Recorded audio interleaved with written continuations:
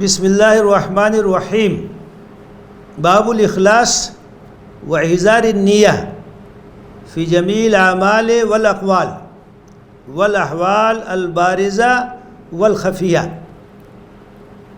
یہ ریاض الصالحین کا پہلا باب ہے اور یہ اخلاص اور احضار نیت سے متعلق ہے۔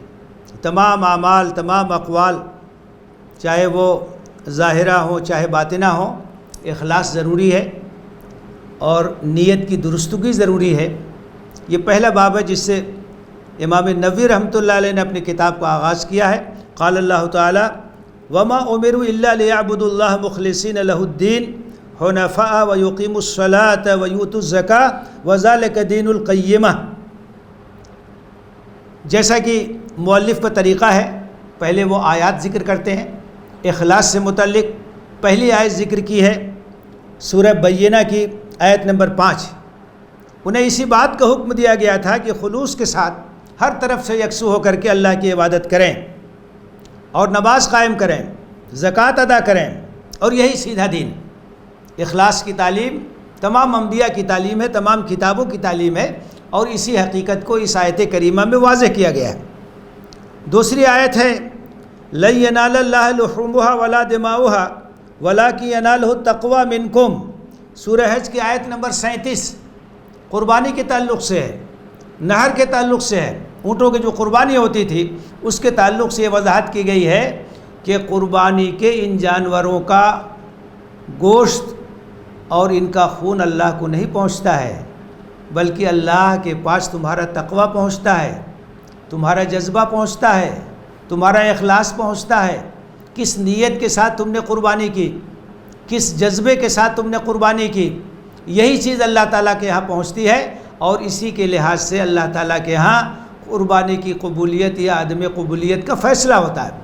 تو اخلاص اگر نہ ہو تو کوئی بھی عبادت اللہ کے ہاں قبول نہیں ہوتی ہے۔ تیسری آیت یہاں جو ذکر کی گئی ہے قل ان تخفوا ما فی صدورکم وتبدوہ یعلمہ اللہ، سورہ آل عمران آیت نمبر 29۔ کہہ دو کہ تمہارے دلوں میں جو کچھ ہے، چاہے تم اس کو ظاہر کرو چاہے تم اس کو چھپاؤ، اللہ جانتا ہے۔ یعنی دلوں کے اندر جو جذبات ہیں، جو محرکات ہیں، جو نیت ہے، اللہ اس سے واقف ہے، اور اسی کے لحاظ سے اللہ تعالیٰ اجر دے گا، اللہ تعالیٰ اجر دے گا، ثواب دے گا۔ تو اخلاص کی اہمیت کو اجاگر کرنے کے لیے 3 آیتیں یہاں ذکر کی گئی ہیں۔ اس کے بعد جو پہلی حدیث اس میں آ رہی ہے یہ بڑی مشہور حدیث ہے۔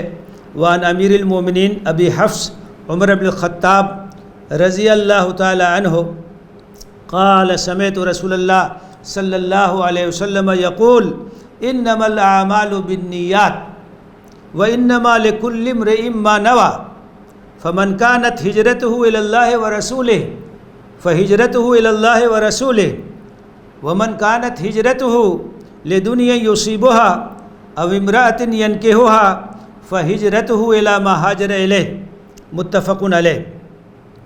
یہ بخاری اور مسلم کی روایت ہے، اور جو روایت بخاری اور مسلم دونوں میں ہوتی ہے اسے اصطلاح میں متفق علیہ کہا جاتا ہے۔ اور صحیح احادیث میں سب سے اونچا مقام ان احادیث کا ہے جو بخاری اور مسلم دونوں کے اندر موجود ہو۔ تو یہ متفق علیہ احادیث میں سے ہے۔ اس کے راوی حضرت عمر بن خطاب رضی اللہ تعالیٰ عنہ ہیں۔ فرماتے ہیں کہ اللہ کے رسول صلی اللہ علیہ وسلم نے ارشاد فرمایا اعمال کا دار و مدار نیتوں پر ہے، یعنی اعمال کی قبولیت کا دار و مدار نیتوں پر ہے۔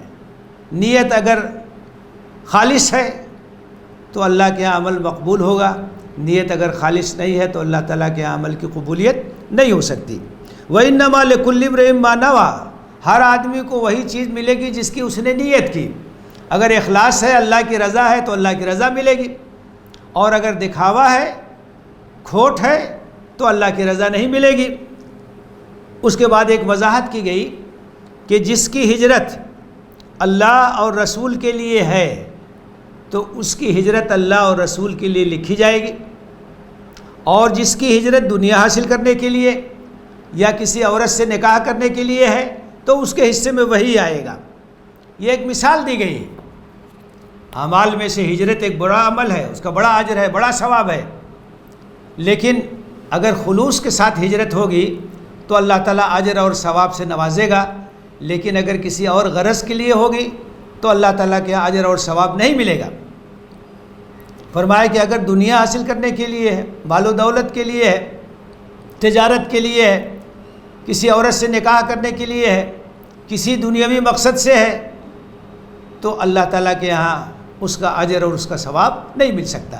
ہجرت جیسی عظیم عبادت جس کا غیر معمولی اجر ہے، اگر نیتوں میں خلوص نہ ہو تو اللہ تعالیٰ کے ہاں اس کی کوئی قدر و قیمت نہیں ہوتی ہے۔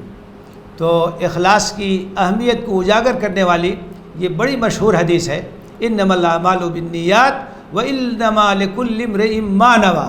اعمال کا دار و مدار یعنی اعمال کی قبولیت کا دار و مدار نیتوں پر ہے، اور ہر آدمی کو وہی چیز ملے گی جس کی اس نے نیت کی۔ اگر دکھاوے کی نیت ہے تو اللہ کے لائق کچھ نہیں ملے گا، اور اگر اخلاص ہے، رضا الہی پیش نظر ہے، تو اللہ تعالیٰ اجر اور ثواب سے نوازے گا۔ یاد رکھنا چاہیے کہ ہر عمل کی قبولیت کے لیے بنیادی شرطیں دو ہیں، ارکان دو ہیں، ایک تو اخلاص ہو، للہیت ہو، اور دوسرے یہ کہ شریعت کی موافقت ہو۔ اللہ کے رسول صلی اللہ علیہ وسلم نے جس طرح سے عبادت انجام دینے کا حکم دیا ہے، کر کے دکھایا ہے، اس طرح سے عبادت انجام دی جائے۔ یہ دونوں چیزیں جب ہوں گی، الاخلاص و موافقت الشریعہ، اخلاص ہو، نیتوں میں کھوٹ نہ ہو، اور شریعت کی مطابقت ہو، تب وہ عبادتیں اور وہ اعمال اللہ تعالیٰ کے ہاں مقبول ہوتے ہیں اور ان کو قبولیت کا شرف حاصل ہوتا ہے۔